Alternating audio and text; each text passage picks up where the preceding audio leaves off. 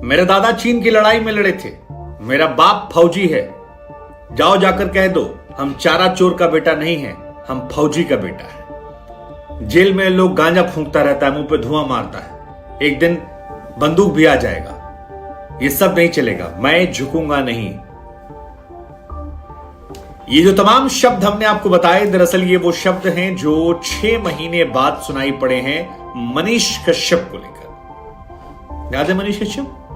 Bihar, Tamil Nadu, police case, आना जाना। जी हां, वही मनीष कश्यप जो फिलहाल पटना की बेऊर जेल में बंद है। बीते काफी समय से उनको लेकर कोई खबरें सामने नहीं आ रही थी। मनीष कश्यप पर तमिलनाडु और बिहार दोनों जगह पर अनगिनत मामले हैं, यहां तक कि उन पर एनएसए का भी मामला दर्ज है। लेकिन मनीष कश्यप को पटना स्थित सिविल कोर्ट में जब पेश किया गया तो तमाम मीडिया वालों से बातचीत करते हुए नजर आए और लगभग 6 महीने के बाद यह माना जा रहा है कि उनका कोई बयान जो है वो निकलकर सामने आया। इस बयान में लोग ये देखना चाह रहे थे कि वो डरे हैं, सहमे हैं, क्या रिएक्शन निकल कर आता है। और रिएक्शन निकला तो फिर एक बार फिर अपने अंदाज में तेजस्वी यादव को निशाना साधा और उन पर इशारों में हमला करते हुए कहा कि हम चारा चोर के बेटा नहीं, हम डरने वाले नहीं हैं। जेल की अव्यवस्थाओं को लेकर भी कहा कि जानबूझकर उन्हें नशेड़ियों के बीच में रखा गया, चारों तरफ दिन भर गांजा तंबाकू फूंकते हैं और उसके बाद धुआं जो है उनके मुंह के पास आकर उनपे मुंह पर। मनीष कहते हैं कि ऐसा उन्हें जानबूझ के किया गया उनके साथ, क्योंकि वो नशा नहीं करते और धुएं से अब उनका माथा दर्द होने लगा है दिन रात गंजेड़ी नशेड़ी के बीच में। वो कहते हैं कि सोच लीजिए कि अगर ये सारा सामान पहुंच रहा है अंदर तो हो सकता है चाकू और बंदूक भी आ जाए, हो सकता है हमको मार भी दिया जाए, लेकिन हम डरने वाले नहीं हैं, हम झुकने वाले नहीं हैं, हम बताएंगे सरकार क्या चलती है। और ये भी कह दिया कि एक दिन हमारी सरकार भी आएगी। अब जाएंगे मनीष की कहानी में, उसमें आपको बताएंगे कि मनीष कश्यप कौन है और कैसे उनका पॉलिटिकल एम्बिशंस शुरू में रहा है, जिसमें उन्होंने दावा किया था कि 2030 तक वो देश के प्रधानमंत्री बन जाएंगे। लेकिन मनीष ने यहां पर जो बड़ी बात कही वो यही कि उनके दादाजी ने चीन युद्ध में लड़ाई लड़ी थी। वो कहते हैं कि उनके पिताजी भी फौजी हैं, पाकिस्तान से उन्होंने युद्ध लड़ा है। वो कहते हैं कि मैं उसी परिवार से आता हूं, हम किसी ऐसी फैमिली से नहीं आते जहां पर चोरी चकारी की गई हो और मुझे पता है कि मेरे खिलाफ केस हो सकता है। 6 महीने से मैं चुप था, कोर्ट से आता था, चुपचाप वापस लौट रहा था, लेकिन अब धीरे धीरे पानी जो है वो सिर के ऊपर बोल रहा है और इसलिए मुझे लगा कि बोलना चाहिए, जरूरी है बोलना। बिहार की कानून व्यवस्था को लेकर भी कहा कि भैया देखो रोज मर्डर होते हैं, उनकी अपनी जात को लोगों को मारा जा रहा है, लेकिन वो कहते हैं कि बिहार में कुछ होने वाला नहीं है, सत्ता जो है वो कुछ कर नहीं पा रही है, सरकारें चुपचाप देख रही हैं, बिहार में कोई सुरक्षित नहीं है, पत्रकार मर रहे हैं, दरोगा मर रहे हैं, लोग मर रहे हैं, बाहर मजदूर पिटाई खा रहे हैं, लेकिन सरकार है वो चुपचाप देख रही है। सारी भड़ास जो है ऐसा लग रहा है कि मनीष कश्यप पर निकालनी है, बाकी प्रदेश व्यवस्था में कोई मुद्दा नहीं। उधर मनीष कश्यप ने स्टालिन को लेकर भी निशाना साधा। उदयनिधि स्टालिन जिन्होंने सनातन को लेकर बयान दिया था, उसको लेकर भी उन्होंने कहा कि देखिए कैसे डबल स्टैंडर्ड है, हमको उठा के जेल में डाल दिया गया है, लेकिन उदयनिधि स्टालिन जिन्होंने आग लगाने का काम किया उनके खिलाफ कोई मामला क्या दर्ज हुआ? क्या उनके खिलाफ कोई एनएसए लगाया गया? नहीं लगा। देखिए यही सब ठीक है। वो कहते हैं कि मैं राष्ट्रपति प्रधानमंत्री से मांग करता हूं कि मुझ पर जो केस है उसकी सीबीआई जांच करवाई जाए। बिहार और तमिलनाडु में उन्हें उम्मीद नहीं है कि उन्हें कोई न्याय मिल सकता है। ये सारी बातें उन्होंने मोटी मोटी कही। अब मनीष के तेवर जो है वो स्पष्ट है। हालांकि मनीष के साथ ना बीजेपी पूर्णता खड़ी है और विपक्ष से तो उनका रिश्ता जो है वो दिख ही रहा है कि किस तरह से वो ज्यादा खट्टा मीठा हो गया। लेकिन मनीष कश्यप कौन है? आप में से बहुत सारे लोग ऐसे होंगे जिनके मन में अभी भी होगा कि यार कौन है ये लड़का जो इतना बोल गया और इतना कैसे बोल जा रहा है। तो आपको बता दें कि एक इंजीनियर जिसने यूट्यूबर बना, पॉलिटिक्स में हाथ आजमाया, जेल गया, विधानसभा चुनाव लड़ा, लोकसभा में भी हाथ आजमाया, 2030 तक इनका प्रधानमंत्री बनने का सपना है और बिहार में काफी पॉपुलैरिटी मिली। फिर उसके बाद तमिलनाडु में फर्जी वीडियो वाला मामला आया जिसमें जेल गए, संपत्ति इनकी जो है कुर्की हुआ। मॉम के साथ इनकी तस्वीरें बहुत वायरल होती हैं, वो रोने की, भावुक होने की। तो हमको लगा कि क्यों ना आपको एक बार मनीष कश्यप की भी कहानी सुनाते हैं। अब तो लाखों में फॉलोअर्स भी इनके हैं, इनके फॉलोअर्स दिन रात कैंपेन भी चलाते हैं सोशल मीडिया पर कि कैसे इनको अलग थलग छोड़ दिया गया है।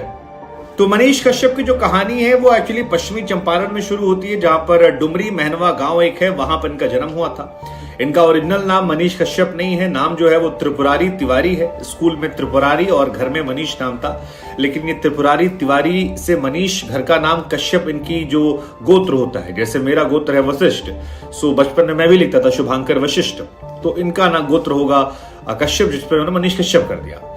2020 के हलफनामे में इन्होंने अपना पूरा नाम जो है मनीष कश्यप उर्फ त्रिपुरारी कुमार तिवारी बताया था।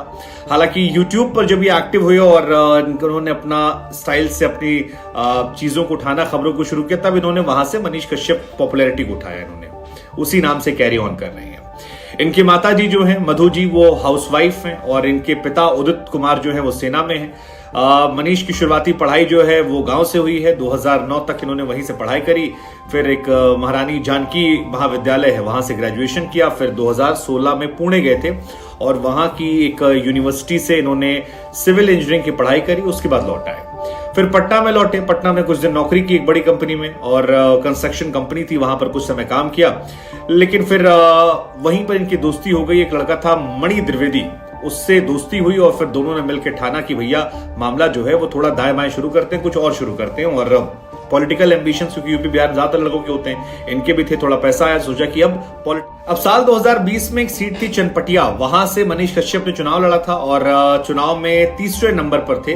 9,239 वोट जो है वो इनको मिले थे कुल मिलाकर। और वहीं उसी हलफनामे में इनका नाम जो त्रिपुरारी तिवारी है वो पता लगा। दोस्तों के माने तो पहला जो नामांकन भी था वो भी जेल से हुआ था, हालांकि रद्द हो गया। नामांकन के लिए वो जेल से फिर बाहर आए। फिर उसके बाद इनकी बड़ी कहानियां हैं। जैसे कहानी आती है कि जब बीटेक कर रहे थे तो वहां से एक बुलेट खरीदी और बुलेट चलाते ही वहां से पटना से पहुंचे थे। और वहीं से उसी टाइम इनको सोशल मीडिया पर सड़क किनारे कुछ दिखाने का चस्का चढ़ा कि यार देखो यहाँ पर ये सड़क खराब है, यहाँ पर ये खराब है। और क्योंकि तीखा अंदाज था तो उस अंदाज को लोगों ने पसंद करना शुरू कर दिया। और गांव देहात में जाके सोशल मीडिया का एक्चुअली उदय भी इसी दौर में हो रहा था कि बहुत तेज राइज हो रहा था। सो वो लाइव रिपोर्टिंग जो थी वो काफी ज्यादा वायरल होने लगी। और लाइव रिपोर्टिंग, मन में विधायक की सपना, सोशल मीडिया पर तेजी से बात उठाना, ये तमाम चीजें जो हैं ये इनकी वायरल होने लगी। हालांकि वायरल होने में तीखापन कई बार नुकसान भी करता है, इनके साथ भी हुआ। बैटरी बनाने वाली एक बड़ी कंपनी के यहां पर जाकर गाली गलौज वाला वीडियो जो है काफी वायरल हुआ था। उस कंपनी ने इन पर केस ठोक दिया था। लेकिन उसके बाद से फिर इनका मामला बढ़ता रहा। 2018 में इन्होंने यूट्यूब चैनल चलाया था सच तक, और मनीष और इन्होंने ही इसकी शुरुआत की थी। और उसके बाद धीरे धीरे इनकी कंपनी जो है वो बढ़ने लगी। फिर कश्मीर वाला एक इनका वीडियो बहुत वायरल हुआ था जहां पर कुछ कश्मीरी लड़कों की पिटाई की थी जब देश में एक बड़ी घटना घटी थी, वो भी काफी ज्यादा ट्रेंड में आई थी। काफी मनीष के वीडियोस चलने की एक बड़ी वजह थी वो देसी अंदाज, जैसे अब तुमको रेल देंगे, हम तुमको ये कर देंगे। तो वो जो देसी पना था वो लोगों ने पसंद करना शुरू कर दिया। इसके बाद कई सेलिब्रिटीज साथ भी इनके उठने बैठने रहे। सोनू सूद के साथ काफी उठे बैठे। सोनू सूद इनको लेकर एक बार अभी रिसेंटली पोस्ट भी किया था कि न्याय मिलना चाहिए। धीरेन्द्र शास्त्री, बाबा बागेश्वर वाले जो उनके साथ इनका उठना बैठना रहा। कुछ तस्वीरें वीडियोस निकलकर सामने आई। और वो रहे खान सर पटना वाले जो हैं, उनके साथ वीडियो बनाया जिसके बाद इनके फॉलोअर काफी तेजी से बढ़े। सो कुल मिलाकर एक नेशनलिस्ट पॉइंट ऑफ व्यू रखते हुए इन्होंने अपना दायरा बढ़ाने की कोशिश की। और 2030 तक ये अक्सर कहते हैं कि मैं देश का प्रधानमंत्री बनूंगा। ये इनके दोस्तों के शब्द हैं जो कई सारे सोशल मीडिया पर कोट करके आए।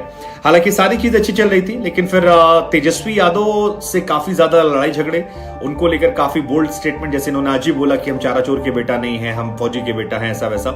सो ये सारे वीडियोस के बीच में एक वीडियो इनका आता है तमिलनाडु में मजदूरों की पिटाई को लेकर जो मामला था कथित वाला। उसमें इन पर आरोप लगा कि फेक वीडियो बनाए, मरहम पट्टी कराया और उसके बाद उनको बैठाकर 2 राज्यों में टेंशन बढ़ा दी। और उसी को लेकर फिर समाज को भड़काने या बहुत सारे इन पर आरोप लग गए। और फिर धीरे धीरे इनको शिकंजा कसता गया। और इतना कस गया कि बिहार में 11 मामले दर्ज हैं, चंपारण में 7 मामले दर्ज हैं, तमिलनाडु में इन पर 7 मामले दर्ज हैं। तो कुल मिलाकर फिलहाल 20 से अधिक मामले इनके ऊपर दर्ज हैं। और NSA लग गया, वो भी नहीं हटा, सुप्रीम कोर्ट तक मामला गया। अब फिलहाल मनीष के समर्थक जो हैं वही उनके साथ हैं। सोशल मीडिया प्लेटफॉर्म ट्विटर पर अक्सर जब कोई खबर आती है तो इनको लेकर लोग पोस्ट करना शुरू कर देते हैं।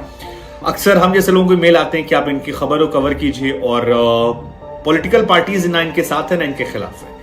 अब मनीष का भविष्य यहां से क्या हो सकता है? 2 भविष्य मुझे जो दिखाई पड़ते हैं। एक, जेल में जाने के बाद इनकी समर्थकों पॉपुलैरिटी बढ़ जाए, बाहर निकले, किसी पॉलिटिकल पार्टी से कनेक्शन होने के बाद अपना राजनीतिक सफर शुरू कर सकते हैं अगर बीजेपी किसी ने मौका दे दिया।